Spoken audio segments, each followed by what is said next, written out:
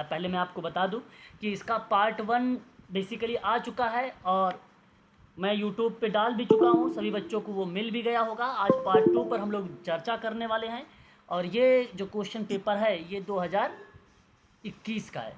21 का या 20 का है, कब का ये एग्जैक्ट याद नहीं आ रहा मेरे को, ये शायद 2020 का है। 2020 का 5 20 का है नवंबर, सर। हाँ 5 नवंबर 2020 का पेपर है। तो ये पार्ट 2 है। इससे पहले मैं आपको एक जानकारी देता हूँ, ध्यान से सुनिएगा इसके बारे में।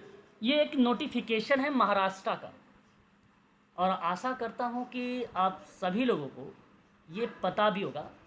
DMER है ना, doctorate of medical education and research के संदर्भ में इसको हिंदी में बेसिकली कहा जाता है वैद्यकीय शिक्षण, है ना, वैद्यकीय शिक्षण संशोधन व आयुष, हिंदी का पार्ट है ये। तो बेसिकली मैं आपको बता दूं कि ये कल 18 जून था और कल ही महाराष्ट्र ने अपने राज्य में 135 सीटों पर वैकेंसी निकाल दिया।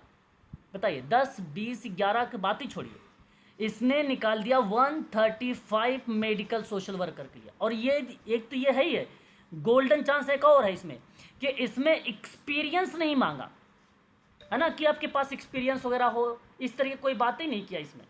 तो कितनी बेनिफिट वाली बात है ये वैकेंसी।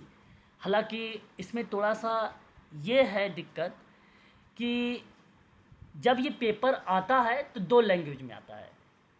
एक आता है मराठी लैंग्वेज में और दूसरा आता है इंग्लिश में। अब बेसिकली जो हिंदी भाषा के विद्यार्थी हैं उन स्टूडेंट के लिए थोड़ी सी प्रॉब्लम्स बन सकती है, थोड़ी सी क्या, बहुत सारी प्रॉब्लम्स बन सकती है। लेकिन यदि आप संघर्ष करें, जैसे हिंदी इंग्लिश दोनों लेके चले साथ में, तो शायद ये मराठी भाषा भी आपको आसान लग जाए। लगभग 90% आपको इजी बन जाएगा।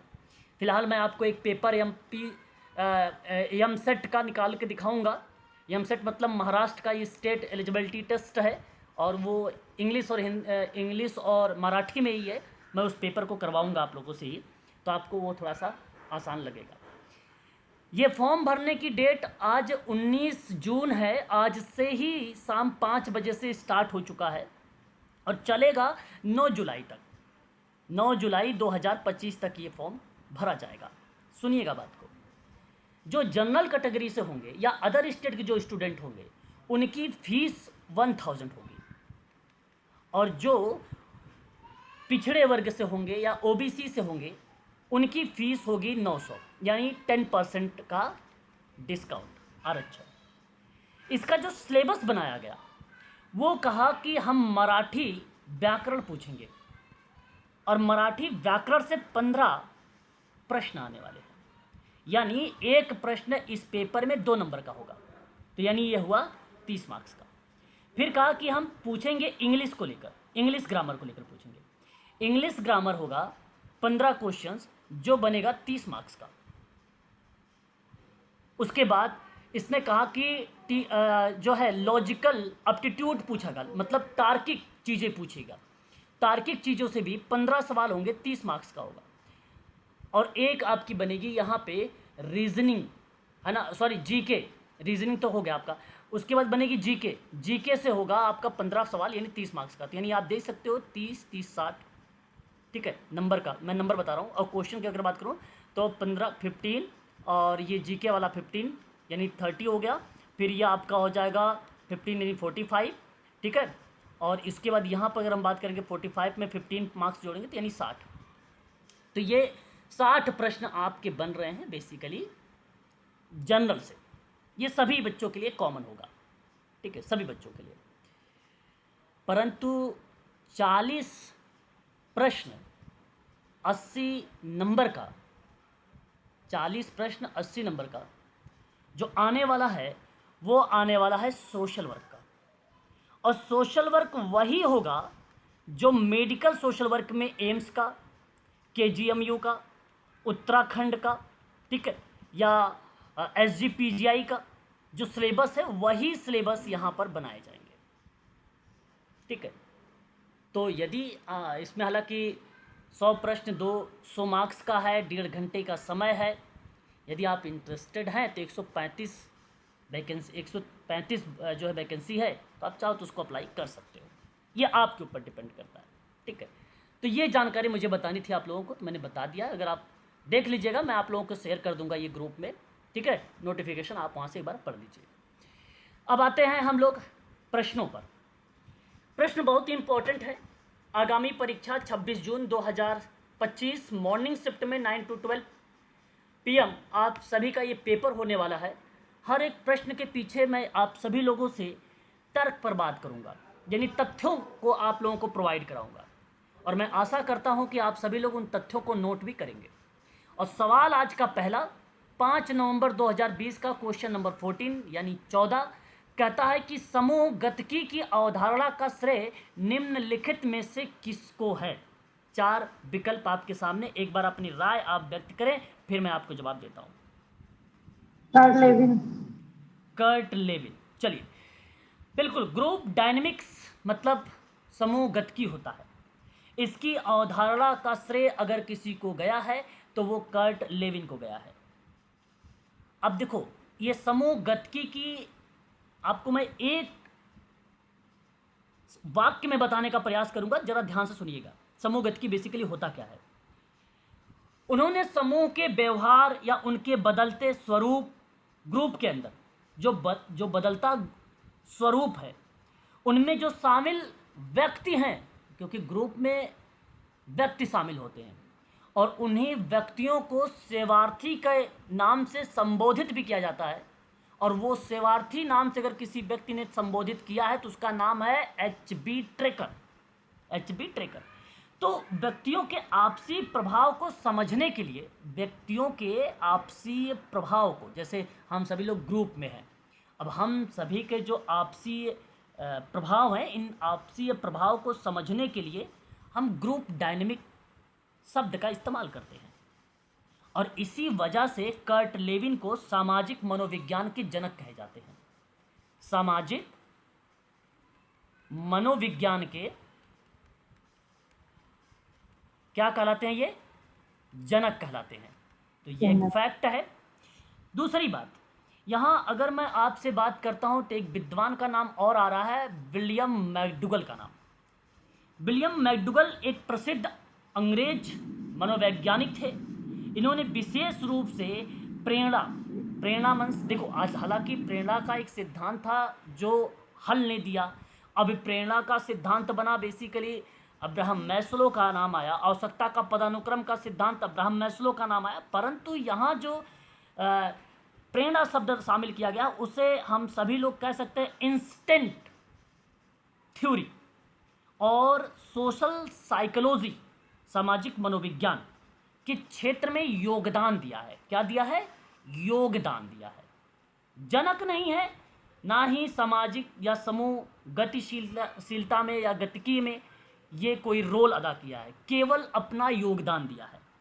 दूसरी बात, मनोविज्ञान में मैकडूगल के कुल 14 मूल प्रवृत्ति हैं। यूजीसी नेट में एक बार सवाल में ये पूछा जा चुका है कि कुल 14 मूल प्रवृत्तियों के बारे में किस विद्वान ने इस पर चर्चा किया है, तो आप विलियम मैकडूगल का नाम लगा सकते हो, है ना। विलियम मैकडूगल समूह मनोविज्ञान की प्रारंभिक अवधारणा दिया है। किसका दिया है? समूह मनोविज्ञान की अवधारणा दिया है। और सामाजिक मनोविज्ञान के जनक कौन है या उसका कॉन्सेप्ट कौन बताया है? तो कर्ट लेविन ने बताया है। 2 बातें ये जरूर ध्यान रखिएगा, ठीक है। कर्ट लेविन की एक किताब बड़ी फेमस हुई थी, मैं एक किताब भूल गया था, यहाँ पे याद आ रहा है, नोट करिएगा अगर आप। तो ग्रुप डायनेमिक, अगर आपके पास कॉपी पेन है तो नोट करिएगा, ग्रुप डायनेमिक्स फील्ड थ्योरी, ये इनकी किताब का नाम था, जो सामाजिक परिवर्तन के व्यवहार में प्रयोग में लाई जाती थी। एक नाम आता है गुस्ताव ले बॉन, आपने ये नाम भी सुना होगा, मैंने आपके ऑनलाइन क्लासेस में ये नाम पर चर्चा किया है। फ्रांसीस समाजशास्त्री हैं, मनोवैज्ञानिक ये विद्वान हैं। इन्होंने भीड़ मनोविज्ञान के बारे में बताया है। भीड़ मनोविज्ञान का मतलब होता है क्लाउड साइकोलॉजी, ठीक है। भीड़ मनोविज्ञान या मनोवैज्ञानिक के रूप में ये जाने गए। और इनका जो कार्य था सन 1895 में 1895 में एक किताब आई द क्राउड करके, a study of the popular mind. और इस पुस्तक को सन 1895 में लिखा और कहा कि जब व्यक्ति भीड़ का हिस्सा बनता है, जैसे कहीं भीड़ है और आप भी उस भीड़ में शामिल होते हैं, यानी इसका मतलब है कि आपने भीड़ का हिस्सा बन गए, तो वह अपनी व्यक्तिगत सोच खो देता है। क्योंकि फिर जैसे ही भीड़ में आप शामिल हो जाओगे ना, आप अपनी व्यक्तिगत सोच को क्या कर देते हो, वहाँ पे खो देते हो, ठीक है, और समूह के प्रभाव में आ जाते हो। फिर समूह के प्रभाव में आ जाते हो, जो जिस तरीके का समूह कार्य एक्टिविटीज़ वगैरह करता है, ठीक उसी प्रकार से आप भी वहाँ पे कार्य करने के लिए इच्छुक हो जाते हो। सिंपल बात है, आपने सुना भी होगा बड़े बुजुर्गों से कि आप नाम सुने होंगे शमशान घाट, ठीक है। लोग कहते हैं ना ये हमारी ज़मीन है, ये हमारा मकान है, सब कुछ अपना सब समझते हैं, लेकिन जब शमशान घाट पे जाते हैं तो वहाँ पे ये सब अपनी व्यक्तिगत चीज़ें भूल जाते हैं, क्योंकि वहाँ पे समूह एक प्रकार का है ना। लोग वहाँ पे बैठे होते हैं और वो जानते हैं कि एक दिन सभी को यहाँ पे आना पड़ता है।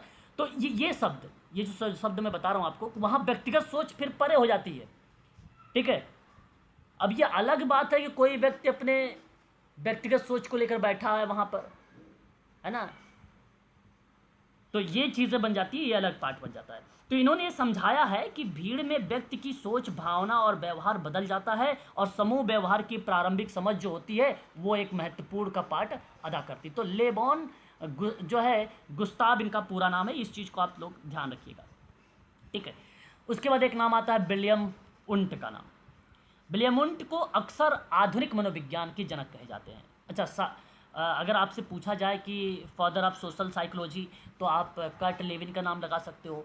और यदि आपसे पूछा जाए कि जो है क्राउड साइकोलॉजी के बारे में, क्राउड, ठीक है, फादर ऑफ क्राउड साइकोलॉजी, तो आप विलियम मैकडूगल का नाम लगा सकते हो। और यदि आपसे पूछा जाए फादर ऑफ मॉडर्न साइकोलॉजी, तो आप विलियम उंट का नाम लगा सकते हो। तीनों कॉमन चीज़ें हैं। तो मैं आपको एक और बात बताता हूँ, यहाँ पे एक बार परीक्षा में सवाल आया भी था, सन 1879 की बात है, नोट करते रहिए विथ ईयर के साथ। तो इन्होंने पहली मनोवैज्ञानिक प्रयोगशाला में स्थापना किया, और उसका नाम कहाँ पर किया, पेपर में आता है, तो आप ध्यान रखिएगा, लाइप्जिंग नाम आता है, लाइप्जिंग नाम आता है, लाइप्जिंग जर्मनी में। तो जर्मनी नहीं आता, ये नाम लिखा होता है लाइप्जिंग। तो ये प्रयोगशाला में बेसिकली पूछा जाता है, प्रयोगशाला की स्थापना कहाँ पर किया, तो लेप्जिंग आप लगा सकते हो, कहीं कहीं लिप्जिंग भी लिखा जाता है, कहीं कहीं लाइप्जिंग लिखा भी जाता है। तो ये मनोविज्ञान को दर्शन शास्त्र से अलग करके एक स्वतंत्र वैज्ञानिक विषय के रूप में स्थापित करने वाले एक पहले व्यक्ति थे, जिनका नाम विलियम उंट है। और मैं आपको बता दूं कि संरचनात्मक की अगर नींव किसी ने रखा है मनोविज्ञान में, संरचनात्मक स्ट्रक्चरल का, तो वो नाम हमें देखने को मिलता है विलियम उंट का ही, ठीक है। तो भीड़ मनोविज्ञान में गुस्ताव लेबॉन का नाम, प्रेरणा और सामाजिक मनोविज्ञान में विलियम मैकडूगल का नाम, और प्रयोगात्मक मनोविज्ञान के जनक में किसका नाम, विलियम उंट का नाम, और समूह गतिकी के प्रतिपादक में किसका नाम, तो कर्ट लेविन का नाम, ठीक है। तो ये चीज़ें आप ध्यान रखिएगा। एक प्रश्न के पीछे मैंने आपको 4-5 तथ्य बता दिए हैं, और आशा भी करता हूँ कि आप लोगों को वो चीज़ें पता भी होगी। चलिए बढ़ते हैं क्वेश्चन नंबर 15 पर, और कहता है सेडा। सेडा को बेसिकली इन शॉर्ट में आप इस तरीके से भी लिख सकते हो, CEDAW करके, ठीक है। और कहा कि महिलाओं के विरुद्ध हर व्यक्ति के भेदभाव के निवारण और अभिशमन संयुक्त राष्ट्र संघ की आम सभा में किस वर्ष पारित किया गया था। ये प्रश्न आपके सामने प्रस्तुत है, जवाब मैं आप लोगों से जानने का प्रयास करूंगा, प्लीज। देखिए, शांति ना बनाए रखें, जब मैं बोलूं तो शांति बनाए रखें। सर ये तो 1979 में हुआ था ना। ओके, चलिए कोई बात नहीं, आपने अपनी राय व्यक्त किया, लेकिन मैं आपको बताता हूँ, यहाँ पर मेरी बात को ध्यान से सुनिए, सेडा के बारे में। देखिए, सेडा बेसिकली अगर आपको हिंदी में इसका फुल फॉर्म बताना है, तो आप ये कह सकते हो कि महिलाओं के विरुद्ध सभी प्रकार या हर प्रकार के भेदभाव के उन्मूलन का अभिशमन, ये हिंदी में बेसिकली सेडा का फुल फॉर्म है। ये अगर आप इंग्लिश में इसको आप कहना चाहते हैं, तो आप यहाँ पे लिख सकते हैं, convention on the elimination of all forms of discrimination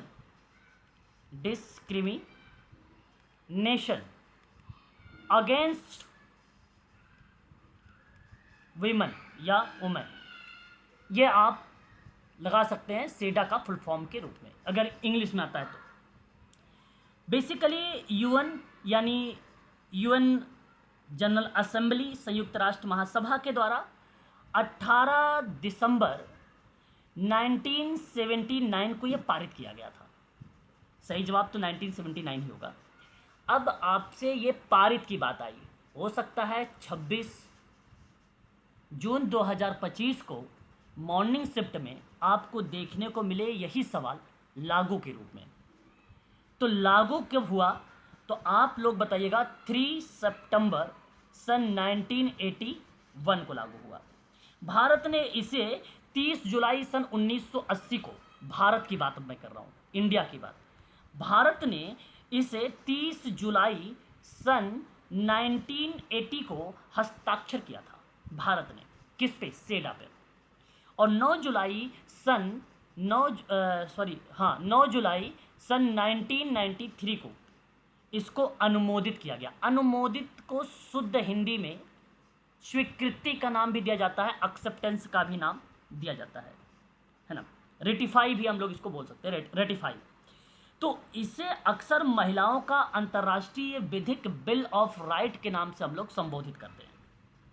ठीक है, तो ये आप जरूर याद रखिएगा। इन केस अगर परीक्षा में सवाल आए तो आप इसका जवाब दीजिएगा, क्योंकि बहुत इंपॉर्टेंट है। ये मैं आपको बता दूं कि हर एक एग्ज़ाम में पूछा जाता है, क्योंकि आजकल ये ट्रेंड है महिलाओं को लेकर, है ना। तो बेसिकली जाहिर सी बात है उनके खिलाफ बहुत सारे भेदभाव होते हैं, उसको समाप्त करने के लिए ये सेडा अभिशमन बहुत ही महत्वपूर्ण रहा है। तो सही विकल्प के रूप में अबाला की पारित था 1979 का।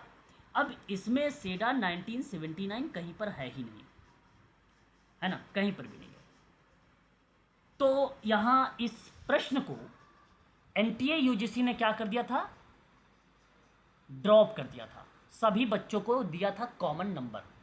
ठीक है, ये बात जरूर ध्यान रखिएगा, है ना। चलिए आगे बढ़ते हैं। भारत में सर्वाधिक पुरानी ट्रेड यूनियन कौन सी है? ये बड़ा अच्छा सवाल है और जानना चाहूंगा मैं आप लोगों से इसका जवाब। प्लीज राय व्यक्त करेंगे आप लोग।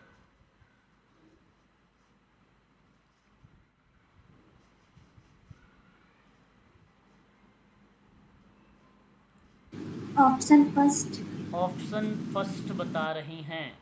ओके, चलिए कोई नहीं, मैं बताता हूं, मेरी बात को ध्यान सुनिएगा। सुनिए, यहाँ भारत में सर्वाधिक पुरानी ट्रेड यूनियन कौन सी है?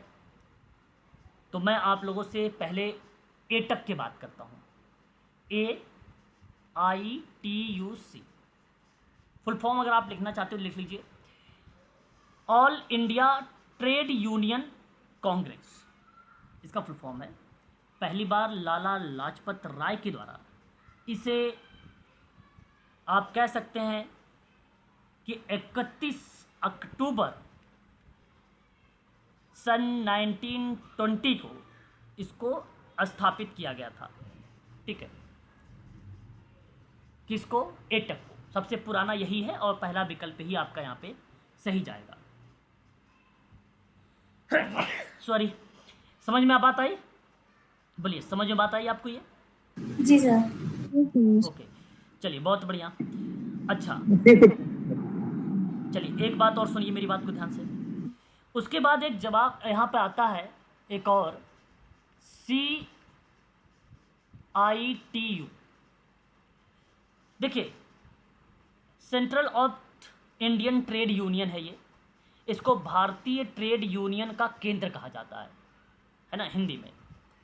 ठीक है, अब इसकी स्थापना हुई 30 मई सन 1970 को, है ना, 1970 को। और हुआ कहाँ पे ये? चेन्नई, तत्कालीन में इस समय मद्रास है भारत में। ठीक है, तो वहाँ इसकी स्थापना हुई। राजनीतिक संदर्भ में बेसिकली कम्युनिस्ट मार्क्सवादी कम्युनिस्ट पार्टी यहाँ पे अपना अहम रोल अदा किया।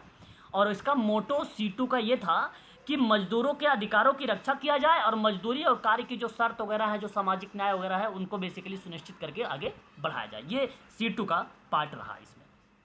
ठीक है, उसके बाद एक शब्द हमारे सामने और प्रकट हुआ, उसे हम लोग कहते हैं एटक या इटक, INTUC, Indian national trade union Congress, भारतीय राष्ट्रीय ट्रेड यूनियन कांग्रेस। इसकी अगर हम स्थापना की डेट करते हैं बात, तो 3 मई सन 1947 को दिल्ली में इसकी स्थापना की गई। और यहाँ देखो, जैसे कम्युनिस्ट मार्क्सवादी कम्युनिस्ट पार्टी का रोल था सीटों में, तो ईटक वाले में रोल था भारतीय राष्ट्रीय कांग्रेस का। रोल दोनों का सिमिलर था, सीटू और ईटक का उद्देश्य दोनों को कॉमन था, कोई अलग नहीं था इसमें। और अगर परीक्षा में पूछा जाए भारत की दूसरी सबसे पुरानी ट्रेड यूनियन, दूसरी बताओ तो नाम क्या होगा? दूसरी ईटक, हाँ, दूसरी पुरानी ईटक, ये आप याद रखिएगा इसके बारे में। हालांकि कांग्रेस पार्टी से संबद्ध है ये, है ना। और सबसे पुरानी ट्रेड यूनियन जो आता है नाम, वो बेसिकली हमें देखने को मिलता है फर्स्ट वाले विकल्प में, एटक वाले में। एक और आता है BMS का नाम, ये भी आप ध्यान से सुन लीजिए। भारतीय मजदूर संघ इसको हम लोग कहते हैं। इसकी स्थापना हुई 23 जुलाई सन 1955 में। देखियो, डेट के साथ वर्ष का किसी किताब में लिखा हुआ नहीं मिलेगा। यही आपके पास एक ऑनलाइन क्लास करने का एक बेहतर मौका है, जहां आपको एक क्रम में सारी चीज़ें मिल रही हैं लिखकर, ठीक है। और इसकी स्थापना के रोल में अगर किसी का देखा गया तो दंतोपंत ठेगड़ी का नाम देखा गया था, दंतोपंत ठेगड़ी का नाम देखा गया था। राजनीतिक संदर्भ में अगर हम बात करते हैं, दिल्ली में बेसिकली इसकी स्थापना हुई भारत में, और औपचारिक रूप से राजनीतिक पर विचारधाराओं से या एक राष्ट्रीय स्वयंसेवक संघ से जुड़ा हुआ माना भी जाता है BMS को। और श्रमिकों के आर्थिक, सामाजिक और नैतिक हितों की रक्षा करने के संदर्भ में ये आंदोलन बेसिकली चलाया गया था। तो ये आप कह सकते हो बेसिकली राजनीतिक रूप से स्वतंत्र संगठन का एक प्रकार से ये दावा करता है। तो 1955 याद रखिएगा। और RSS की विचारधारा से प्रेरित सबसे बड़ा और प्रभावशाली मजदूर कोई संगठन अगर है, RSS से पेपर में सवाल बना सकता है, RSS की विचारधारा से प्रभावित था ये, तो आप कह सकते हो कि BMS का पार्ट है ये, ठीक है। आशा करता हूँ कि ये वाला सवाल आपको अच्छे समझ में आ गया होगा। अब बढ़ते हैं अगले सवाल की तरफ। आपके सामने क्वेश्चन नंबर 17 और जवाब आपको बताना है कि मैल्कम स्पेक्टर एंड जॉन किल्जूज के अकॉर्डिंग कहा गया सामाजिक समस्या के उभार के निम्नलिखित चरणों का पदानुक्रम हमें दर्शाना है, यानी उसका सीक्वेंस हम लोगों को बताना है। तो एक बार अपनी राय व्यक्त करें कि सही विकल्प के रूप में कौन सा ऑप्शन जाना चाहिए। मैल्कॉम स्पेक्टर और जॉन किट्सूज का नाम आता है। 2 विद्वान हैं ये, कोई एक विद्वान की बात नहीं हुई है, यहाँ 2 विद्वान की बात हुई है। और मैं आपको बता दूं ये दोनों विद्वान का रोल कहाँ पे आता है? सामाजिक समस्या के निर्माण में, social constructions of social problem में। इसी प्रक्रिया का विश्लेषण करते हुए इन्होंने कुछ चरणों को वर्णन के रूप में प्रस्तुत किया, यानी उसको प्रकट किया। तो सबसे पहले के अगर पार्ट में अगर हम लोगों को नाम देखने को मिला तो वो था आंदोलन। क्या था वो? आंदोलन। नोट करते चलिएगा सबसे फर्स्ट वाले पार्ट पे, यानी नंबर 1 पे आंदोलन। अच्छा, अब आप समझ रहे होंगे कि सर आंदोलन यानी मोमेंट कैसे? तो सुनिए, किसी सामाजिक मुद्दों को लेकर लोगों के द्वारा आवाज़ उठाई जाती है और समस्याओं को सार्वजनिक चिंता का विषय बनाया जाता है, तो वह पार्ट सबसे पहले आंदोलन का बनता है। किसी समस्याओं के उभार के लिए तो सबसे पहले आपको आंदोलन करना पड़ेगा, इसलिए पहला वाला विकल्प यानी ए आपका करेक्ट हो जाएगा। दूसरे में आता है विधि सम्मत और आत्मसमर्पण, है ना। मतलब राज्य और संस्थान इस मुद्दे को स्वीकार करता है और इसके समाधान के लिए कानूनी और संस्थागत प्रयास करता है, इसलिए आपका सेकंड पार्ट यानी बी वाला दूसरे नंबर पे आएगा। तीसरे पे नौकरशाही शब्द आता है, नौकरशाहीकरण और प्रतिक्रिया, ठीक है। ब्यूरोक्रेसी की बात हो रही है और प्रतिक्रिया मतलब रिएक्शन की बात हो रही है। सामाजिक समस्या को हल करने के लिए नौकरशाही तंत्र विकसित होता है, परंतु साथ ही उससे उत्तरदायित्व और आलोचनाएं भी देखने को मिल जाती है इस पार्ट में, यानी सी वाले में।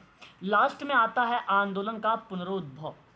इसका मतलब होता है कि आपको एक प्रकार से मोमेंट के रूप में जो चीज़ें बन रही है वो दोबारे के परिप्रेक्ष्य में, यानी दोबारा उसको खड़ा करने के परिप्रेक्ष्य में, यदि समाधान अपर्याप्त रहे, मतलब प्रॉब्लम आपने समाप्त नहीं कर लिया यानी नहीं किया, तो ऐसी परिस्थिति में नई समस्याएं जन्म ले लेती हैं, तो उसे पुनः सामाजिक आंदोलन के रूप में खड़ा किया जाता है। तो सही विकल्प तो ए बी सी डी क्रम में दिया हुआ है, इसलिए मैं आप सबसे कहूँगा कि ए बी सी डी को ही लगाइएगा।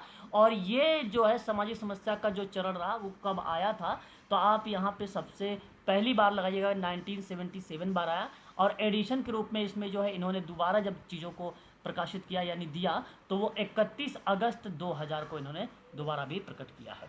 तो ये 2 डेट आप याद रख सकते हैं इनके संदर्भ में, ठीक है। चलिए अब बढ़ते हैं अगले सवाल की तरफ। सवाल समझ में आ रहा है, एक बार स्पष्ट करिएगा आप लोग, बताओ। जी सर। चलो फिर तो ठीक है। एक और सवाल की तरफ रुख करेंगे हम सभी लोग। भारतीय संविधान के द्वारा भारत के नागरिकों के लिए कौन से कर्तव्य विहित किए गए हैं? अब भाई देखो, मैं आपको पढ़ा चुका हूँ, है ना, ये आपको पढ़ा चुका हूँ। फंडामेंटल ड्यूटी मूल रूप से कितने, फंडामेंटल ड्यूटी कितने हैं मूल रूप से कितने हैं? प्लीज़ स्पष्ट करिएगा, बताइएगा। 10 हैं। ओके, आज वर्तमान में कुल टोटल 11 फंडामेंटल ड्यूटीज़ हैं, ठीक है। ये बात भली भांति तरीके से आप जानते हैं, है ना। अब सुनिएगा मेरी बात को ध्यान से आप सभी लोग। बेसिकली इसमें अगर मैं इस सवाल के आधार पे बात करता हूँ आप लोगों से, तो आप सभी लोग यहाँ पर यही बताओगे कि सर एक वैज्ञानिक स्वभाव विकसित करना, हमारी मिश्रित संस्कृति समृद्ध विरासत का संरक्षण करना, कहीं पर आय की असमानताओं को न्यूनतम करना, ऐसा फंडामेंटल ड्यूटीज़ में नहीं दर्शाया गया है। देश की रक्षा करना ये हमारा कर्तव्य है, ये इसके बारे में बताया गया है। तो बेसिकली मैं आपको बता दूं कि 42वां संविधान संशोधन 1976 में फंडामेंटल ड्यूटीज़ का समावेश किया गया, और जिसके तहत 51A के अंतर्गत शामिल किया गया कि 6 से 14 वर्ष तक के आयु के अपने बच्चों को शिक्षा के अवसर उपलब्ध कराना होगा, है ना, अवसर उपलब्ध कराना होगा, जहां भाग 4A के अंतर्गत ये शामिल हुआ, है ना, उसके संदर्भ में। लेकिन आय की असमानताओं का न्यूनतम करना ये DPSP भाग 4 के अंतर्गत नहीं आता है। राज्य के लिए निर्देश के रूप में या DPSP के संदर्भ में या इसके कर्तव्य के रूप में नहीं इसकी भूमिका देखने को मिली है, ठीक है। तो ये बात आप थोड़ा सा ध्यान में रखेंगे इस सवाल के परिप्रेक्ष्य में। बहुत इंपॉर्टेंट सवाल है ये, हर एक परीक्षाओं में इस तरीके के एग्ज़ाम में बेसिकली ये सवाल देखने को मिला है। तो आप ढूंढ के लगा दीजिए ABD वाले ऑप्शन पर। ABD यहाँ पर आपको मिल जाएगा ऑप्शन नंबर 4, ये वाला विकल्प आपका सही हो जाएगा, ठीक है। ये मैंने आपको ट्रिक के माध्यम से पढ़ा चुका हूँ, ट्रिक के माध्यम से। अगला सवाल, संपोषणीय विकास हेतु आपको याद आ रहा होगा SDG सस्टेनेबल डेवलपमेंट गोल 2030 तक कार्यसूची का श्रेय किसे जाता है? UNDP को, UNO को, FAO को और WHO को। देखिए एक ट्रिक बता दूं, जिसमें आपको शुरुआत में W मिले लास्ट में O मिले, ठीक है, शुरुआत में W मिले लास्ट में O मिले, चाहे वो WTO हो चाहे वो WHO हो, ठीक है, कोई भी वर्ड में। तो 90% मैं आपको बताता हूँ ट्रिक एक, उसका मुख्यालय जिनेवा होता है, उसका मुख्यालय क्या होता है? जिनेवा होता है, ठीक है। फिलहाल मैं आपका ये सवाल जानने का प्रयास कर रहा हूँ, आप एक बार जवाब बताएं मुझे, फिर मैं आगे बढ़ूँगा। UNDP। अच्छा, आपका कहना है कि UNDP की तरफ आपका रुख है। चलो मैं आपको बताता हूँ, अगर आपने मैडम यहाँ पर UNDP का जवाब का चुनाव किया है तो आपने सही जवाब दिया है। मैं आपको बता दूँ, संपोषणीय विकास हेतु 2030 की जो कार्यसूची थी वो basically agenda for sustainable development था, इसका श्रेय यूनाइटेड स्टेट को गया, ठीक है। बेसिकली मैं आपको बता दूँ UNDP का जो पार्ट हमें देखने को मिला वो रोल हमें यहाँ पर इसके संदर्भ में दर्शाया गया, ठीक है। और इसमें एक रोल आता है संयुक्त राष्ट्र संघ का भी। संयुक्त राष्ट्र संघ के बारे में अगर हम बात करते हैं, 25 सितंबर 2015 को ये बेसिकली गठित हुआ, जो इसका मुख्यालय न्यूयॉर्क में है, जहां बेसिकली 17 लक्ष्य रखे गए और 169 जो बेसिकली एसोसिएटेड टारगेट रखे गए थे। इसका उद्देश्य यही है भाई कि गरीबी हटाना, भूख को समाप्त करना, स्वास्थ्य, शिक्षा, लैंगिक समानता, जलवायु परिवर्तन, पर्यावरण संरक्षण, है ना, इसी तरीके की बात जो है इसके संदर्भ में बताई गई है, यानी यह कहा गया है। ठीक है, तो यूएनडीपी के संदर्भ में अगर सवाल आपसे पूछा जाए तो आप सभी लोग कहिएगा यूनाइटेड नेशंस डेवलपमेंट प्रोग्राम है, और इसकी स्थापना हुई थी सन 1965 में। कहाँ पर मुख्यालय है? तो न्यूयॉर्क में है, यानी अमेरिका, आप लोग यहाँ पर बता सकते हैं। इसके संदर्भ में वैश्विक विकास सहायता, गरीबी समाप्त करना, जलवायु परिवर्तन, सतत विकास जैसी क्रियाओं पर ये बल देता है, ज़मीनी स्तर पर ये काम करता है। भारत सही 170 देश बेसिकली इसमें कार्यरत हैं, इंडिया के साथ साथ और भी कंट्रीज़ हैं वो भी इसमें कार्यरत के रूप में अपना रोल अदा कर रहे हैं। ठीक है, ये चीज़ आप थोड़ा सा ध्यान रखिएगा। अच्छा, दूसरा एक पार्ट आता है FAO के लेकर, फूड एंड एग्रीकल्चर ऑर्गेनाइजेशन। ठीक है, फूड एंड एग्रीकल्चर ऑर्गेनाइजेशन, खाद्य और कृषि संगठन। इसकी स्थापना मैं बता दूं आपको, इसकी स्थापना हुई थी 16 अक्टूबर सन 1945 को। मुख्यालय रोम में है, यानी इटली में है, और मैं बता दूं कुल 190 राष्ट्र देश इसमें शामिल हैं, और ये भी रोल अपना भूख और कुपोषण को समाप्त करना, कृषि मत्स्य पालन, ग्रामीण विकास में सुधार करना और सतत कृषि विकास को बढ़ावा देने के प्रतिक्रियाओं में इसका रोल हमें देखने को मिलता है। ठीक है, देन अगर हम लोग उसके बाद ऑप्शन नंबर अगर हम सेकंड पर बात करते हैं तो यूएनओ का रोल आता है। यूएन को आप लोगों ने पढ़ा भी है, मैं पहले भी इसके बारे में पढ़ा भी चुका हूँ। ये है यूनाइटेड नेशंस ऑर्गेनाइजेशंस, जिसकी स्थापना 24 अक्टूबर सन 1945 में न्यूयॉर्क अमेरिका में हुआ था। द्वितीय विश्व युद्ध के बाद अंतर्राष्ट्रीय शांति और सुरक्षा, सहयोग और विकास को बढ़ावा देने के परिप्रेक्ष्य में इसका रोल देखने को मिला था। ठीक है, ये चीज़ जरूर ध्यान रखिएगा। इसके कुल पेपर में आता है कि यूएनए को कुल कितने अंग हैं, तो यूएनए को कुल 6 अंग है, ये नोट कर लीजिए कॉपी पर अपने।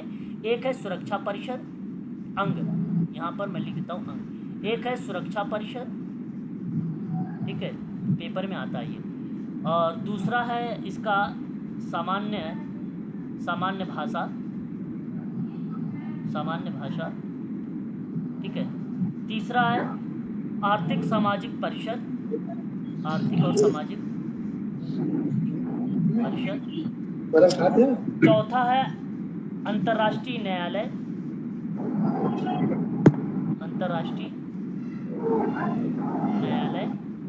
और पांचवा है संवैधानिक परिषद,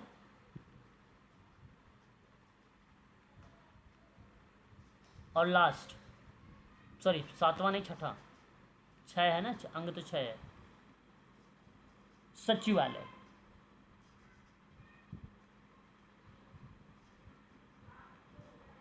ठीक है, तो अंतर्राष्ट्रीय शांति और सुरक्षा बनाए रखना, देश के बीच में मित्रता को बढ़ावा देना, मानव अधिकारों की रक्षा करना, गरीबी, भूखमरी, बीमारी से लड़ना इत्यादि जैसे पार्ट इसके अंतर्गत देखने को मिला।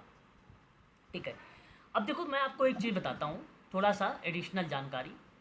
जैसे सामान्य भाषा को इंग्लिश में क्या बोलते हैं सर? किसको? सामान्य भाषा को जनरल लैंग्वेज। जनरल नॉलेज जैसे तो सर यूनाइटेड नेशन का सर पास नहीं है सर। हेलो, अरे महाराज, यूनाइटेड नेशंस के अंतर्गत मैंने आपसे कहा कि सामान्य भाषा में जनरल असेंबली मतलब जनरल असेंबली का मतलब हो गया सामान्य वही बोल रहा हूँ सर, सभा। वही हाँ बोल रहा हूँ सामान्य। ठीक है सर शब्द बहुत छोटे हैं, दिख नहीं रहे हैं, लगता है अवतल लेंस लगाना पड़ेगा। अच्छा, शब्द छोटे हैं, ठीक है अजीत, शब्द बहुत बड़े कर छोटे रहे हैं हैं, सर, ध्यान से एकदम सुनो। ठीक है, नोट कर दूं क्या? सर आंख दर्द करने लगी। नोट कर दूं इसको, एक मिनट, भाषा ना करके इसमें सभा करें। ठीक है, अब यहाँ पे थोड़ा सा नोट करें। ठीक है, मैं आपसे अब बात कर रहा हूँ कुछ एजेंसी के बारे में जो थोड़ा सा इम्पोर्टेंट के पार्ट में हो सकता है, और वो एजेंसी किस कार्य क्षेत्र से संबंधित हो सकती है। जैसे देखो, आप सबको भली भांति तरीके से पता होगा FAO के बारे में, कि ये आप जान गए कि खाद्य एवं कृषि से संबंधित है ये क्षेत्र, ये एजेंसी। एंड ILO के बारे में भी आपको पता होगा, ये श्रमिक अधिकार से संबंधित है, श्रमिक अधिकार से संबंधित है। और FAO की बात करता हूँ तो ये आपका खाद्य एवं कृषि, अच्छा ये तो हो गया।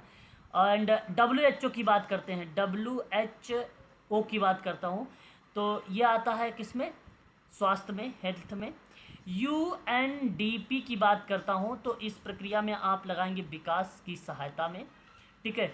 एंड यूनिसेफ का नाम तो आपको सुना ही होगा आप सभी लोगों ने, और यूनिसेफ बच्चों के कल्याण के रूप में, बच्चों के कल्याण के रूप में, ठीक है। ये पार्ट आपको थोड़ा सा 2-3 बातें मैंने जो यहाँ पर बताया है ये थोड़ा सा ध्यान रखिएगा। अच्छा, एक यूनेस्को भी होता है ना, एक यूनेस्को भी होता है। यूनेस्को के बारे में अगर हम बात करें तो ये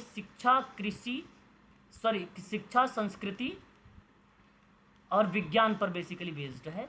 यह आप लगा सकते हैं यूनेस्को के बारे में थोड़ा सा, ठीक है। तो UN की स्थापना संयुक्त राष्ट्र घोषणा के आधार पे हुई थी। 24 अक्टूबर को हर साल क्या मनाया जाता है, बता सकता कोई बच्चा? 24 अक्टूबर को हर साल क्या मनाया जाता है? संयुक्त राष्ट्र दिवस, UN डे मनाया जाता है, ठीक है। तो ये आपको ध्यान में रखना है इसके संदर्भ में, ठीक है। ये सवाल रहेगा और सही विकल्प के रूप में आपका ऑप्शन नंबर फर्स्ट सही होगा। अच्छा, ज़्यादा छोटा लिखा हुआ है या और थोड़ा सा जूम कर दूं, बड़ा कर दूं, बताइए। अब सही है? अब तो आशा कर रहा हूँ शायद दिख रहा होगा, कहोगे तो और जूम कर दूंगा। यार रिपोर्ट मैम फंसी हुई है राजनीतिक चक्कर में, कुछ कहा नहीं जा सकता। 2-3 महीने बाद से अब ठीक है सर, अब ठीक है। चलो अब फिर अब देखिए, ठीक है। लगाइए।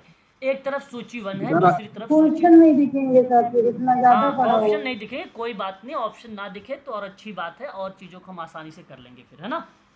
टेंशन वाली बात नहीं है, ठीक है। जरूरी नहीं है कि ऑप्शन देखना, बाकी आपको क्वेश्चन के आधार पे आंसर पता हो जाना चाहिए आपको, ठीक है। चलिए हम बात करते हैं सबसे पहले फील्ड थ्योरी के बारे में। क्या आप सभी लोगों ने फील्ड थ्योरी के बारे में सुना है? क्या आप सभी लोगों ने फील्ड थ्योरी का नाम सुना है? जी सर। ओके, अगर आपने फील्ड थ्योरी का नाम सुना है तो आपको पता होगा ये फील्ड थ्योरी किसके द्वारा दी गई है। कर्ट नाम लेविन। आपको मालूम होगा, कर्ट कर्ट लेविन के द्वारा दी गई है। हालांकि फील्ड थ्योरी की अवधारणा का श्रेय प्रसिद्ध मनोवैज्ञानिक कर्ट लेविन को माना जाता है, ये बात सत्य है। साथ ही साथ मैंने आपको बताया था अभी हाल ही में, पिछले कुछ समय पहले, कि सामाजिक मनोविज्ञान के जनक के अलावा समूह गतिकी या ग्रुप डायनेमिक के क्षेत्र में अत्यंत महत्वपूर्ण विद्वान के रूप में ये कर्ट लेविन जाने जाते हैं। हालांकि कर्ट लेविन की जो थ्योरी थी वो बिहेवियर यानी व्यवहार किसी व्यक्ति और उनके वातावरण के बीच में परस्पर प्रभाव का परिणाम देती है। मैं आपको बता दूं इसका एक फार्मूला है, हालांकि अभी तक परीक्षा में UGC नेट में नहीं आया, मेडिकल सोशल वर्क में आ चुका है। बिहेवियर इज इक्वल F, ठीक है, फंक्शन इसको कहेंगे फंक्शनल, और ब्रैकेट में P into personal into environment. हाँ, तो आप ये चीज़ें जरूर ध्यान रखिएगा कि यहाँ जो B है बिहेवियर है, ठीक है, और F फंक्शनल चीज़ों को रिलेट कराएगा, और P से पर्सन रिलेट होगा, और E से इन्वायरमेंट रिलेट हो जाएगा, ठीक है। ये चीज़ थोड़ा सा ध्यान रखिएगा फार्मूले के पार्ट में। हालांकि फार्मूला अगर पूछा जाए तो आप कर्ट लेविन का नाम लगाइएगा, यही दिया था इसने। अब इसने व्यवहार की स्थिति के प्रतिक्रियाओं को जानने का प्रयास किया, साथ साथ गत्यात्मक जैसी क्रियाओं पर बल दिया इसने, ठीक है, और व्यक्तिगत और सामाजिक परिवर्तन को समझने में मदद किया। कर्ट लेविन शैक्षिक, संगठनात्मक और क्लिनिकल संदर्भों में इसने अपनी फील्ड थ्योरी का यूज़ में लाया, यानी उसको प्रयोग में लाया। तो कर्ट लेविन ने समूह प्रक्रिया, समाज कार्य और मनोविज्ञान के अध्ययन में अत्यंत प्रभावशाली सिद्धांतकार के रूप में जाने जाते हैं, जो है कर्ट लेविन महोदय। उसके बाद आता है सामाजिक एक्सचेंज का सिद्धांत। एक्सचेंज थ्योरी का मतलब होता है बेसिकली विनिमय का सिद्धांत, आप इसे विनिमय का सिद्धांत से भी संबोधित कर सकते हैं, ठीक है, एक्सचेंज थ्योरी को। लेन देन का सिद्धांत भी कोई किताब में लिखा हुआ मिल जाता है इस प्रतिक्रिया में, अगर हम लोग जब बात करते हैं तो सामाजिक लेन देन, सोशल एक्सचेंज थ्योरी, ठीक है, इसी ही कहा जाता है, ठीक है। गिव एंड टेक भी आप बोल सकते हो, इसको पेपर में आ सकता है, गिव एंड टेक के रूप में समझा जाता है कौन सी थ्योरी, एक्सचेंज थ्योरी को। तो लोग सामाजिक संबंधों में तभी भाग लेते हैं जब उन्हें लगता है कि उन्हें लाभ मिल रहा है या और हानि कम हो रही है, ठीक है। जब सामाजिक संबंधों में तभी पार्टिसिपेट होंगे ना जब उन्हें लगेगा कि हमारा बेनिफिट हो रहा है और जो हमारी कॉस्ट थी, जो हानियाँ थी, वो कम हो रही है। तो उस प्रतिक्रिया में ये नाम हमें देखने को मिलेगा, सामाजिक विनिमय का सिद्धांत, जॉर्ज सी होमस।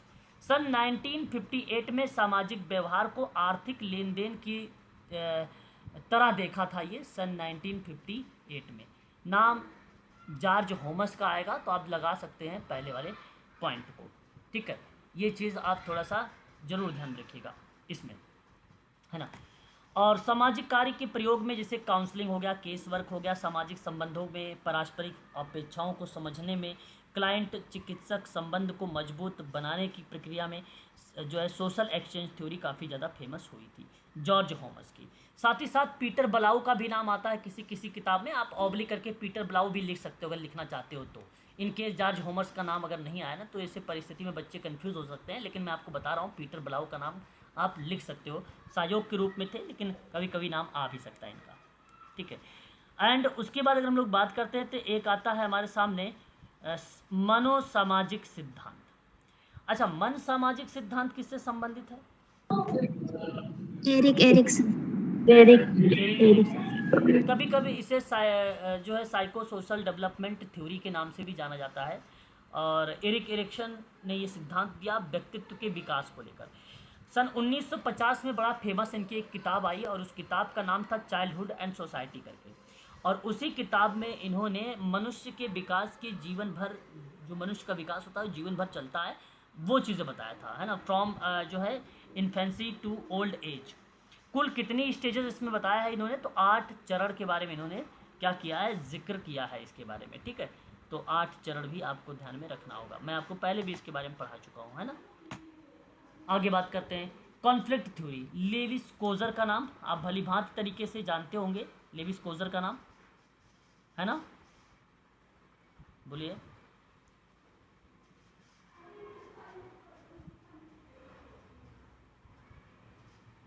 अब देखो, कार्ल मार्क्स का तो नाम है नहीं, लेकिन कॉन्फ्लिक्ट थ्योरी के जनक कौन कहलाते हैं, बताइए जनक कौन है? कार्ल मार्क्स है। कार्ल मार्क्स ने 2 शब्द दिए थे, एक था बुजुर्वा जो पूंजीपति वर्ग का था, और एक था प्रोलिएट्रिएट जिसको बोला गया था सर्वहारा वर्ग, यानी श्रमिक वर्ग, यानी काम करने वाला, यानी काम करने वाला।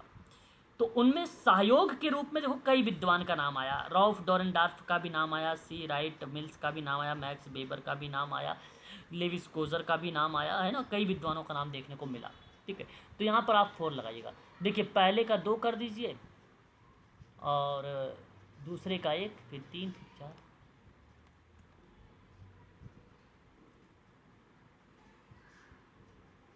दो 1 3 4 ऑप्शन पहला। Number first. ठीक है। चलिए अगला सवाल।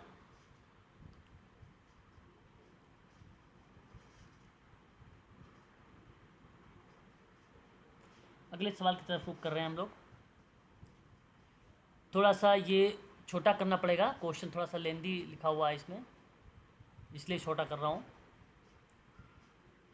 चलिए, निम्नलिखित में से कौन सा कथन सही नहीं है, ये है सवाल। आप बताइए सही कौन सा नहीं लिखा हुआ इसमें।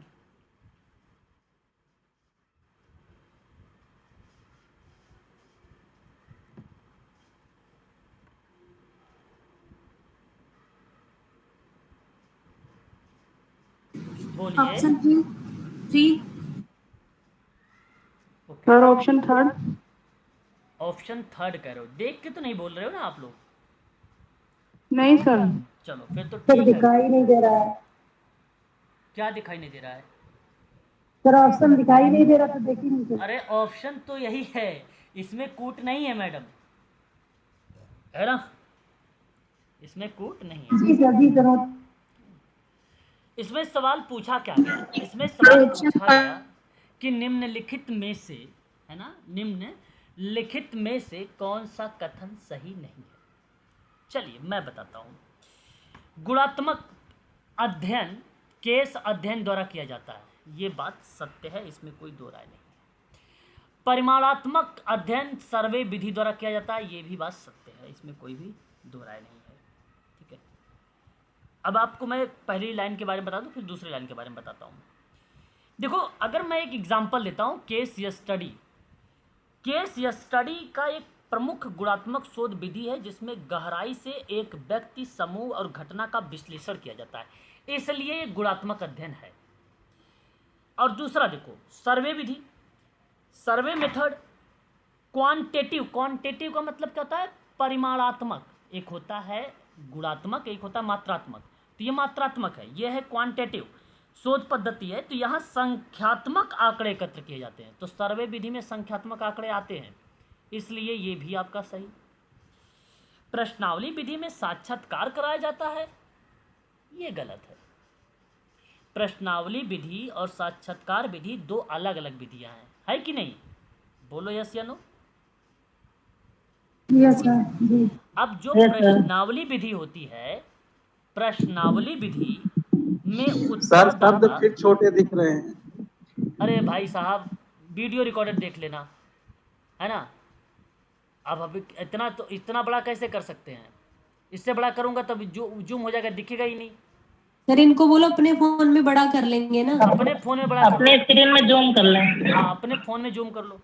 ठीक है, अब सुनो, डिस्टर्ब मत करो क्लास के दौरान में। ठीक है, क्लास जब दूसरा लो तो यही बात, दूसरे क्लास जब क्वेश्चन दूसरा लो तो आप बता सकते हो, बोल सकते हो। उस दौरान रिदम बना रहा था। हाँ, था प्रश्नावली विधि और साक्षात्कार विधि दोनों अलग अलग है ना। अब सुनिए, देखो, प्रश्नावली विधि में क्या होता है, उत्तरदाता स्वयं प्रश्नों के उत्तर लिखता है कि नहीं? प्रश्नावली विधि में उत्तरदाता स्वयं प्रश्नों के उत्तर लिखता है। जैसे सपोज मैंने कहा कि अगर कोई, मान लो, अनुसूची वाले पैटर्न पर बात करता हूँ। अनुसूची वाले में कभी कभी क्या होता है कि जो साक्षर नहीं होते हैं, जैसे भाई आपने ये सेमिनार या संगोष्ठी आपने अटेंड किया, इसमें आपको कैसा लगा सुन के, ये रिसोर्सेज कैसे थे? ठीक है, यहाँ पे सारी चीज़ें बेस्ट थी, बढ़िया थी। अब उनको पढ़े लिखे तो है नहीं, अब उनको सहमति या असहमति कैसे, कहाँ लिखा कहाँ नहीं लिखा हुआ है, वो चीज़ों कैसे कर सकते हैं सेट? तो वहाँ पे बेसिकली क्या हुआ कि वो पैटर्न दूसरा बन गया, क्योंकि क्वेश्चन ऑलरेडी दिए गए थे। तो प्रश्नावली विधि में साफ शब्दों में ये बात कही जाती है कि उत्तरदाता जो उत्तर दे रहा है स्वयं प्रश्नों का उत्तर लिखता है। जब पढ़ा लिखा भी हो तब दोबारा बात दूसरी है, फिर तो वो उत्तर दे ही रहा है। ठीक है, वो भी चीज़ें शामिल हो जाती है। अच्छा, दूसरी बात, साक्षात्कार विधि। साक्षात्कार विधि में क्या होता है कि जो शोधकर्ता होता है, जो सामाजिक कार्यकर्ता होता है, वो मौखिक रूप से प्रश्न पूछता है। अच्छा, लिखित रूप से भी प्रश्न हो सकता है इंटरव्यू में। ठीक है, सामने लिखित रूप में भी प्रश्न का पैटर्न बन सकता है, ये बात ध्यान रखिएगा, और मौखिक रूप से भी बनता है। इसलिए मैं आपसे ये कहना चाहूँगा कि प्रश्नावली विधि में साक्षात्कार कराया जाता है, तो ये कथन गलत माना जाएगा, सही नहीं माना जाएगा। ठीक है, याद रखिएगा। अच्छा, पॉइंट नंबर देखिएगा 4, कहता है कि यादृच्छिक प्रतिचयन के माध्यम से समष्टि। देखो, मैं पहले बता रखा है कि भाई मान लो आपने किसी यूनिवर्सिटी में, जैसे ड्यू यूनिवर्सिटी की बात मैं कर रहा हूँ, आपने 5 लाख स्टूडेंट पे क्या किया, रिसर्च किया। तो ये जो 5 लाख स्टूडेंट है, ये क्या है, ये समष्टि है, ये पॉपुलेशन है। अब 5 लाख पे तो ज़रूरी है नहीं कि हम उस पर रिसर्च करें या शोध करें घर घर जाके, पॉसिबिलिटी बनती ही नहीं। तो अब शोधकर्ता होने के नाते या सामाजिक कार्यकर्ता होने के नाते आपने क्या किया, कुछ सैंपल लिया, 100 लोगों को लिया होगा, या आपने 1000 लिया होगा, या 5000 लिया होगा, ऐसा क्या मान सकते हो। तो कहता है समष्टि की प्रत्येक इकाई, मतलब आप यहाँ पे आ गए 100 पे, इसके प्रतिदर्श के प्रतिचयन का एक समान संभावना रहती है। कहने का भाव सुनिए कि यादृच्छिक प्रतिचयन की परिभाषा दी गई है, रैंडम की परिभाषा बन गई आपके सामने, रैंडम सैंपलिंग की। ठीक है, और रैंडम सैंपलिंग की परिभाषा सही है, ये भी सही है, ये भी सही है, ये भी, लेकिन सवाल पूछा गया था कि कौन सा सही नहीं है, तो जवाब आपको लगाना था तीसरा। इस प्रश्न का विकल्प तीसरा होगा। ठीक है, हाँ, अभी अपने फ़ोन में ना स्क्रीन आप लोग क्या कर लीजिए, जूम कर लीजिए। ठीक है भाई, जूम कर लीजिए। अब देखिए एक और सवाल, अपराधियों को परिवीक्षा की अनुमति कौन देते हैं? बड़ा अच्छा सवाल है भाई, और आशा भी करूंगा कि आप लोग इस सवाल का जवाब भी दोगे मुझे। चलिए अपनी राय व्यक्त करो सर। सर न्यायालय। यहाँ पे कूट दिए गए हैं मैडम, और भी point sir option 4। Option 4 ABC, यानी डी को हटा दिए हो। Question number 22। चलिए सर सिर्फ न्यायालय रहेगा, केवल बी। केवल बी है ना सर, ऑप्शन में बी है। ओके, अच्छा, केवल बी यानी केवल बी, ठीक है समझ गया, केवल बी, ठीक है। अब सुनिए, अपराधियों को प्रोविशन की अनुमति कौन देता है? तो ये बात आपने सही बताया है, बी वाला कूट। पुलिस वाला नहीं आएगा, ना ही अभियोजन होगा, ना ही कारागार होगा, कोर्ट होगा। देखो, परिवीक्षा एक वैकल्पिक दंड है, परिवीक्षा एक अल्टरनेट पनिशमेंट है, जिसमें अपराधी को जेल भेजने के बजाय समाज में रहने की अनुमति दी जाती है कि नहीं? समाज में आप रहिए, बशर्ते वह कुछ शर्तों का पालन करें आप। तो ये विशेष रूप से प्रथम अपराधियों और किशोर या कम गंभीर अपराध करने वालों को सुधार का एक मौका देने का प्रयास किया जाता है प्रोविजन में, है ना? ये बात ध्यान रखिएगा। आपने एक नाम सुना होगा, प्रोविजनल एक्ट, परिवीक्षा अधिनियम। वो अधिनियम 1958 का है। अगर आप वो अधिनियम पढ़ेंगे तो उसमें साफ शब्दों में लिखिएगा, बताया है कि केवल न्यायालय को ये अधिकार है कि वह किसी दोषी को परिवीक्षा पर रिहा कर सकता है, ना कि यहाँ पे पुलिस करेगी, अभियोजन करेगा और जेल अधिकारी करेगा, यानी कारागार करेगा। ठीक है, तो अपराधियों को परिवीक्षा की अनुमति कौन देता है? बी, यानी ऑप्शन में आप ढूंढेंगे तो यहाँ पे जो सेकंड ऑप्शन दिख रहा है वो केवल बी दिख रहा है, और यही विकल्प आपका सही माना जाएगा। ठीक है, ये बात ध्यान रखिएगा। चलिए अगला सवाल देखते हैं।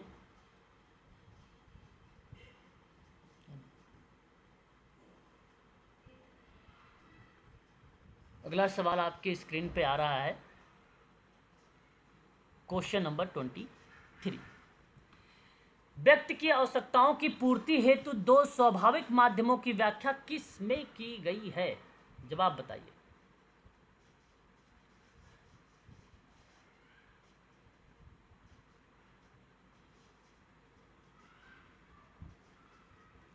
जवाब बताइए। Option 3 sir. ऑप्शन 3 बोल रहे हैं आप। व्यक्ति की आवश्यकताओं की पूर्ति हेतु दो स्वाभाविक माध्यमों की व्याख्या करनी है। दो स्वाभाविक माध्यम। Sir option 4। ऑप्शन 2। हाँ, ऑप्शन 2 बिल्कुल सही विकल्प। यहाँ सेकंड विकल्प सही होगा कि सामाजिक नीति का अवशिष्ट कल्याण मॉडल है ना? अब देखो मेरी बात सुनिए, अवशिष्ट कल्याण मॉडल के अनुसार मैं आपको एक बात बताता हूँ, ध्यान सुनिए। व्यक्ति की आवश्यकताओं को पूरा करने की दो स्वाभाविक माध्यम होते हैं। जानते हैं दो स्वाभाविक माध्यम कौन कौन से? कोई भी बच्चा बता सकते हो आप? परिवार और बाजार, फैमिली इसको हम लोग बोल सकते हैं, और इसे हम लोग क्या बोलेंगे? मार्केट।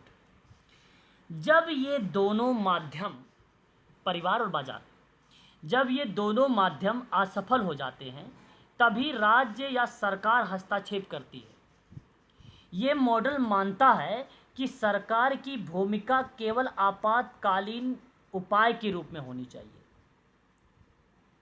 ये मॉडल मानता है कि सरकार का जो रोल है केवल आपातकालीन स्थिति में होनी चाहिए, ना कि नियमित कल्याणकारी एजेंसी में होनी चाहिए, ये कहता है।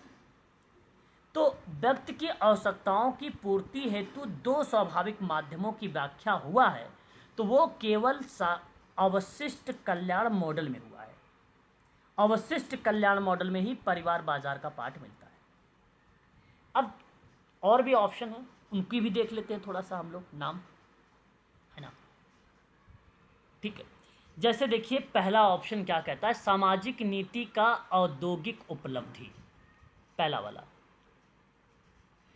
ये जो औद्योगिक उपलब्धि है ये एक प्रकार से इंडस्ट्रियल अचीवमेंट मॉडल है। एक प्रकार से बेसिकली कल्याण सेवाएं व्यक्ति की उपलब्धियों पर आधारित होता है, व्यक्ति की उपलब्धियों पर आधारित होता है, इसलिए औद्योगिक उपलब्धि होती है ये। दूसरा नेक्स्ट वाला आता है कार्य निष्पादन मॉडल। देखिए इसमें व्यक्ति की योग्यता, योगदान और कार्य प्रदर्शन के आधार पर सामाजिक लाभ मिलता है, इसलिए कार्य निष्पादन मॉडल है सामाजिक नीति का। और उसके बाद एक लास्ट आता है सामाजिक नीति का पुनः संवितरिक मॉडल। इसमें ना राज्य संसाधनों का पुनः वितरण करके गरीबी और असमानताओं को कम करने की बात करता है इस वाले में, है ना।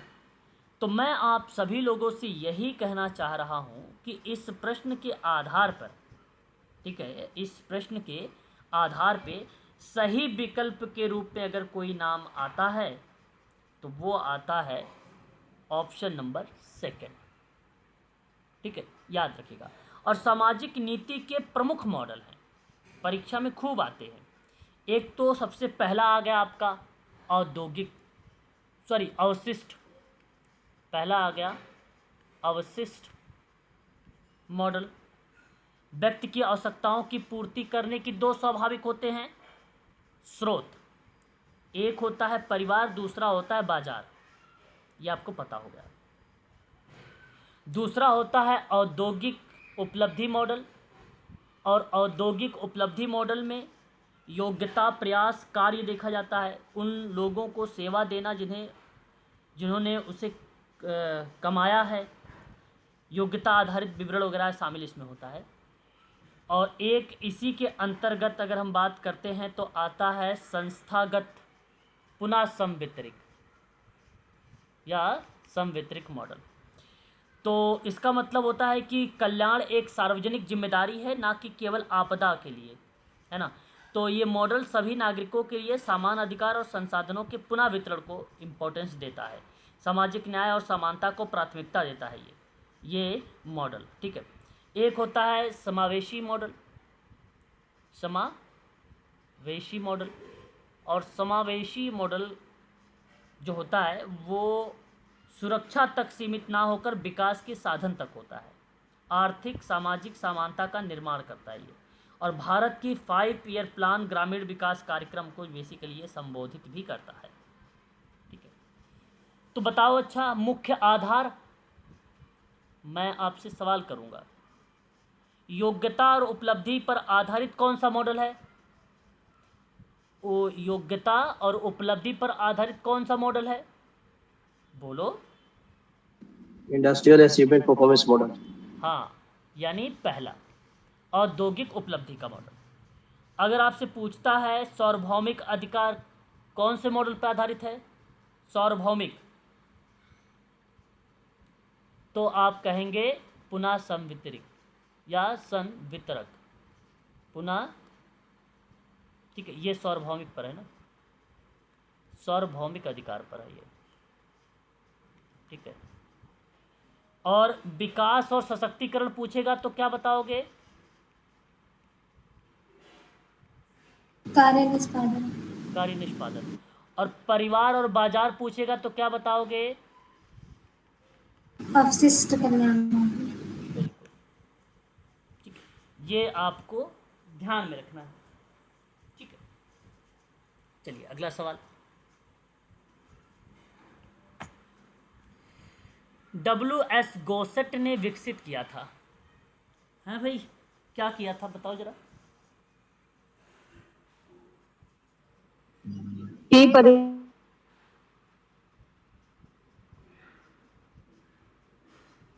जेड परीक्षण। ओके, WS गोसेट ने जो विकसित किया है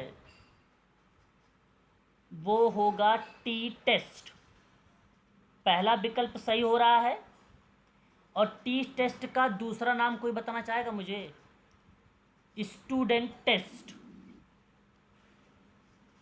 सैंपल साइज छोटा होने पर औसत की तुलना करने के लिए टी टेस्ट का यूज़ किया जाता है। और जब इस परीक्षण में सांख्यिकीय रूप से जांच होती है तो दो सैंपल के औसत यानी मीन में कोई महत्वपूर्ण अंतर है या नहीं है, यह आइडेंटिफिकेशन होता है। तो विलियम सिल्ली गोसट महोदय के द्वारा टी टेस्ट बेसिकली दिया गया सांख्यिकी में, और यही student T distributions T test का जो पार्ट रहा है वो इसी टी टेस्ट को रिलेट कराता है। गोसेट एस या WS गोसेट को ही टी टेस्ट का जनक कहा जाता है। इनको क्या बोला जाता है? इसको जनक कहा जाता है टी टेस्ट को। ठीक है, तो ये आप जरूर ध्यान रखिएगा। एक आता है यू टेस्ट या आप कह लीजिए यू परीक्षण। अब देखो यू परीक्षण बेसिकली क्या होता है, मान व्हिटनी के द्वारा दिया गया है। मान व्हिटनी यू टेस्ट कहा भी गया और इसका नाम मान व्हिटनी का नाम आता भी है ना, मान व्हिटनी या डोनाल्ड व्हिटनी का नाम या हेनरी मन का नाम, दो नाम आता है इसमें, एक हेनरी मन का नाम और एक डोनाल्ड व्हिटनी का नाम या मैन व्हिटनी का नाम। यू परीक्षण बेसिकली क्या होता है, ये नॉन पैरामेट्रिक टेस्ट होता है। पैरामेट्रिक टेस्ट नहीं होता, नॉन पैरामेट्रिक टेस्ट होता है ये। इसका प्रयोग दो स्वतंत्र सैंपल और इंडिपेंडेंट सैंपल के बीच में जो है मीडियन की तुलना की जाती है इस सवाल में। जैसे मैं एक एग्जांपल लेता हूँ, जैसे दो स्वतंत्र ग्रुप हैं, उन ग्रुप के बीच में किसी विशेष वेरिएबल पर आपको अंतर आइडेंटिफाई करना है, तो आपको क्या करना होगा, जैसे मेल प्लस फीमेल है ना, छात्रों के स्कोर में आइडेंटिफाई यानी अंतर, डिफरेंट है ना, स्कोर में डिफरेंट, तो उस प्रतिक्रिया में ये नाम हमें देखने को मिलेगा। टी टेस्ट जो है पैरामेट्रिक टेस्ट है और यू टेस्ट होता है वो नॉन पैरामेट्रिक टेस्ट का पार्ट होता है, ये आप जरूर ध्यान रखिएगा। ठीक है भाई। उसके बाद एक आता है काई स्क्वायर। अच्छा, काई स्क्वायर क्या होता है, यहाँ पर देख लीजिए। काई स्क्वायर परीक्षण का विकास बेसिकली कार्ल पियर्सन ने किया था और नॉन पैरामेट्रिक टेस्ट का पार्ट है ये, और इसका उपयोग बेसिकली हम लोग सांख्यिकी में करते हैं। ठीक है, और यहाँ आप कह सकते हो कि दो वेरिएबल के बीच में कोई अगर संबंध है उसको जानने का प्रयास किया जाता है इसमें, बस है ना। 1900 दशक में इन्होंने दिया था इसके बारे में। ठीक है, उसके बाद आता है एक जेड टेस्ट। जेड टेस्ट के रूप में अगर हम लोग बात करते हैं तो ध्यान सुनिएगा, इसको विकसित करने वाले के रूप में कार्ल पियर्सन का नाम आता है ना। सांख्यिकी सिद्धांतों पर आधारित है ये।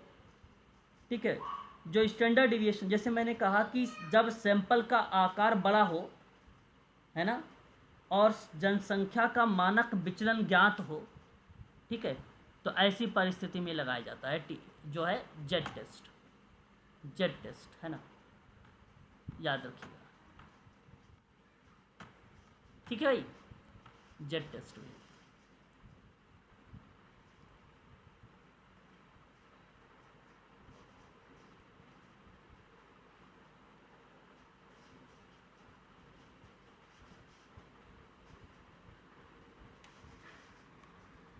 चलिए जरा मैच करिए कौन सा ऑप्शन होगा।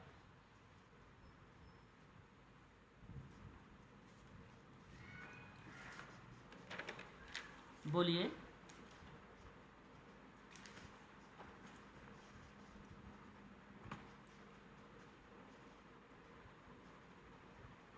हेलो। Yes sir. बोलिए कौन सा ऑप्शन, पॉइंट कौन सा मिलेगा आपका। अगर मैं आपको आत्म जागरूकता पार्ट को रिलेट कराता हूँ तो कौन सी चीज़ इससे मैच होनी चाहिए, यस या नो में जवाब दीजिएगा। पहला, दूसरा, तीसरा, चौथे में जवाब दीजिए कौन सा है, पहला, दूसरा, तीसरा, चौथे में कौन सा होना चाहिए। Fourth, second. कोई बच्चा फोर्थ बोला है, कोई बच्चा सेकंड बोला है, और सही जवाब यहाँ पर मैडम सेकंड वाला है। सोच, भावना, क्रिया के संबंध में संचेतना की जो डिग्री होती है वो कहलाती है आत्म जागरूकता।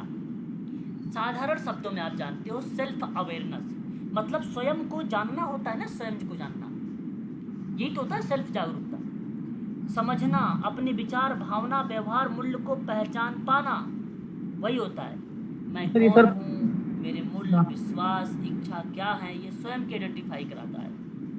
भावनात्मक समझ, जैसे मैं किस समय कैसा महसूस करता हूँ और क्यों महसूस करता हूँ, ये भावना होती है। व्यवहार का विश्लेषण, मेरे कार्यों का दूसरों पर क्या प्रभाव पड़ता है, ठीक है, वो भी पार्ट उसी का अंतर्गत आ जाता है। तो आप ध्यान रखिएगा इस बार, ठीक है। ये नाम देखने को मिलता है, सोच भावना क्रिया के संबंध में सचेतना की डिग्री, ठीक है। अपने मूल्य विचार भावनाओं की पहचान की जाती है इसके अंतर्गत। दूसरा आता है स्वाभिमान। दूसरा क्या होता है?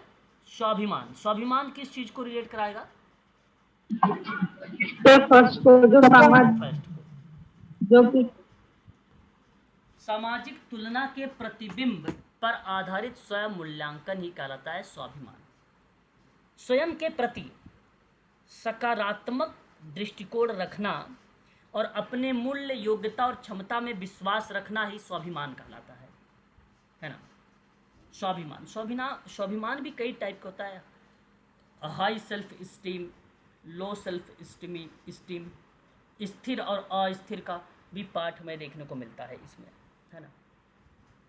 स्वाभिमान विकसित होता कैसे है? सकारात्मक आत्म वार्ता करें, यानी पॉजिटिव सेल्फ टॉकिंग, यथार्थपरक लक्ष्य निर्धारित करें, अपने उपलब्धियों को पहचानें, नकारात्मक लोगों और विचारों से दूर रहें, स्वस्थ संबंध बनाएं। तो समाज का स्वाभिमान का जो इम्पोर्टेंस है वो क्लाइंट के आत्म सशक्तिकरण में है ना। तो ये बात ज़रूर ध्यान रखिएगा। और इसमें जैसे सम्मान, इसमें सबसे ज़्यादा अगर स्वाभिमान का अगर कोई पूछा जाए नाम वगैरह, तो नाम आता है नीड फॉर स्टीम, सम्मान की आवश्यकता में। तो उस क्रिया में नाम आ जाएगा अब्राहम मैस्लो का।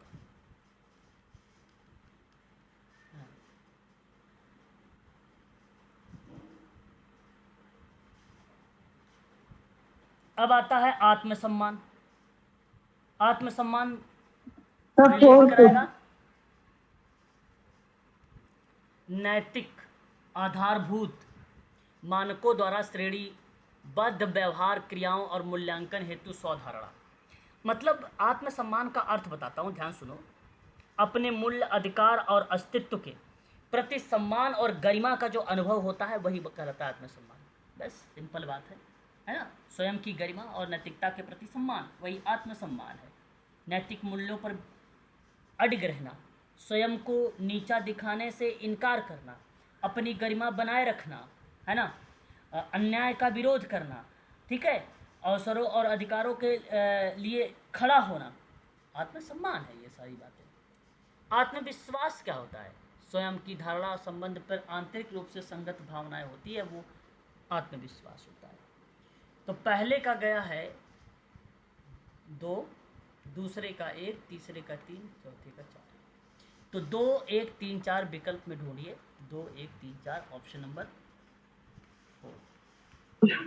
4। ये ऑप्शन सही जाएगा।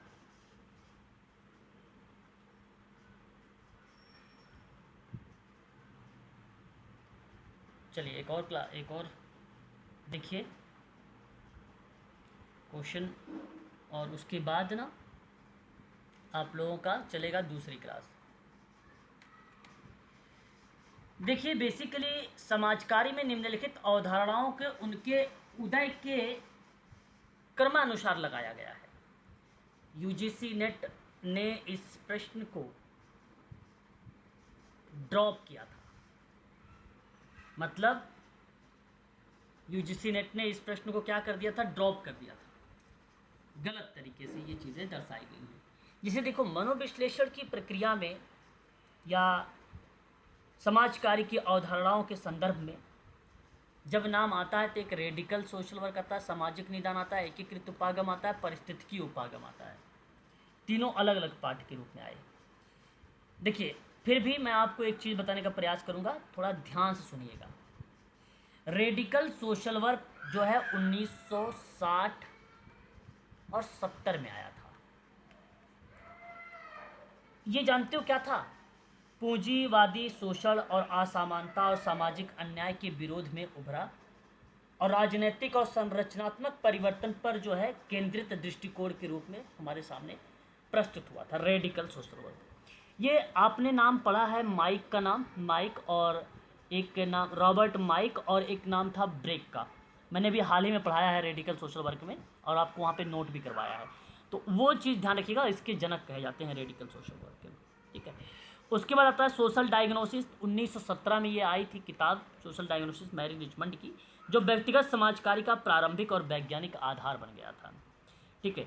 उसके बाद अगर मैं बात करता हूँ तो एकीकृत यानी इंटीग्रेटेड अप्रोच है ये, और इंटीग्रेटेड अप्रोच सन 1970 और 80 की दशक में आया था, और यह केस वर्क और ग्रुप वर्क और कम्युनिटी वर्क को ये जोड़ने का काम करता है। व्यवहार में लचीलापन, बहुआयामी दृष्टिकोण इत्यादि चीज़ों को अपनाने का प्रयास करता है ये। परिस्थितिकी उपागम इकोलॉजिकल अप्रोच है ये 1980 एंड 1990 का दशक माना जाता है, और व्यक्ति और उनके पर्यावरण के पारस्परिक संबंधों पर यह आधारित होता है। और ये जर्मन और गिटरमैन ने इस परिस्थितिकी उपागम को लेकर इन दोनों विद्वानों ने जिक्र भी किया था, ठीक है। विकासात्मक या विकास क्रम को याद रखने के लिए सबसे संकेत को आप जरूर ध्यान रखिए, जैसे निदान के बाद विद्रोह आ जाए, या फिर समन्वय, या फिर पर्यावरण का विश्लेषण, तो उसके आधार पर आप चीज़ों को याद रखने का प्रयास करें। ड्रॉप किया गया था तो आपको लगाना है उदय के आधार पे, तो सबसे पहले 1917 आ जाएगा बी, फिर उसके बाद आपका ए, फिर उसके बाद सी, फिर उसके बाद डी। तो ये ऑप्शन देखो कहीं पर है बी ए सी डी, बी ए सी डी, बी ए सी डी, बी ए सी डी, किसी भी ऑप्शन में नहीं है बी ए सी डी, यही ऑप्शन था ना। तो इसलिए ये प्रश्न को किया गया था क्या, बी ए सी डी को क्या किया गया था, ड्रॉप, क्योंकि ऑप्शन में है ही नहीं वर्ष। सही बात है, बताओ, फिर से दिखा दूँ? जी सर यही है। सर जी सर। क्या जी सर, दिखाना है कि आगे बढ़ना है? सर यही है यही है। ठीक है, फिर सर आगे बढ़। ठीक है, आ जाओ आगे। फिर ये सवाल ड्रॉप था।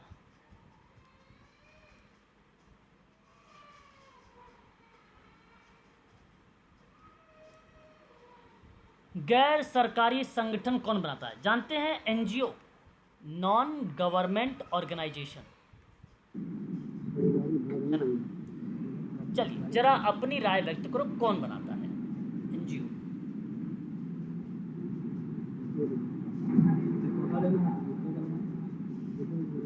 ए और एसी। ओके, देखिए सर ए एंड ए और टी सर। चलो सुनिए, मेरी बात सुनिए। देखिए एनजीओ कौन बनाता है? विकल्प में है व्यक्तियों का निकाय, विकल्प में है अपने कर्ता के माध्यम से हिंदू अविभाजित परिवार, और एक है एक संस्था। अब सुनिए, ये तीनों सही हैं। कैसे सही हैं ये जानना जरूरी है। एनजीओ यानी गैर सरकारी संगठन का गठन व्यक्तियों के निकाय के रूप में, बॉडी ऑफ इंडिविजुअल, जैसे सोसाइटी या ट्रस्ट, कुछ लोग मिलकर समाज सेवा के उद्देश्य से एनजीओ बना सकते हैं। तो इसलिए व्यक्तियों का निकाय का पार्ट हो सकता है। यहाँ पे लोग हैं, लोग मिलकर एनजीओ बना सकते हैं, हो सकता है, इसलिए पहला सही है, इसमें कोई दो राय नहीं। दूसरा थोड़ा सा आपको प्रॉब्लम खड़ा कर रहा था आपके सामने कि हिंदू अविभाजित परिवार अपने कर्ता के माध्यम से भी एनजीओ बना सकते हैं। देखो यहाँ जो हिंदू अविभाजित परिवार है ये भी अपने कर्ता के जरिए ट्रस्ट बनाते हैं, या आयकर अधिनियम में मान्य है। ये कहाँ पर मान्य है? बनाते तो है ट्रस्ट, लेकिन ये है इनकम एक्ट में मान्य है। इनकम आयकर, इनकम टैक्स एक्ट में मान्य है। म्यूट हो जाइए सर, म्यूट हो जाइए। इनकम टैक्स एक्ट में ये मान्य है। ये सेकंड वाला पार्ट, ये वाला सेकंड। और एक संस्था, देखो पहले से मौजूद संस्था भी एनजीओ बना सकती है, या कोई संस्था स्वयं एक एनजीओ के रूप में कार्य कर भी सकती है। जैसे कंपनी अधिनियम की धारा 8 के अकॉर्डिंग रजिस्टर्ड संस्था होती है, तो वहाँ पे एनजीओ के गठन के रूप में कानूनी जो रूप मिला, ट्रस्ट अधिनियम मिला 1982 का, सॉरी 1882 का ट्रस्ट अधिनियम, और सोसाइटी पंजीकरण एक अधिनियम मिला 1860 का, और एक कंपनी अधिनियम 2013 की धारा 8 के तहत ये चीज़ें देखने को मिली। तो लाभ रहित एवं जनहित कार्य पर ये कार्य बेसिकली होता है, और सही विकल्प ऑप्शन नंबर फर्स्ट हो जाएगा।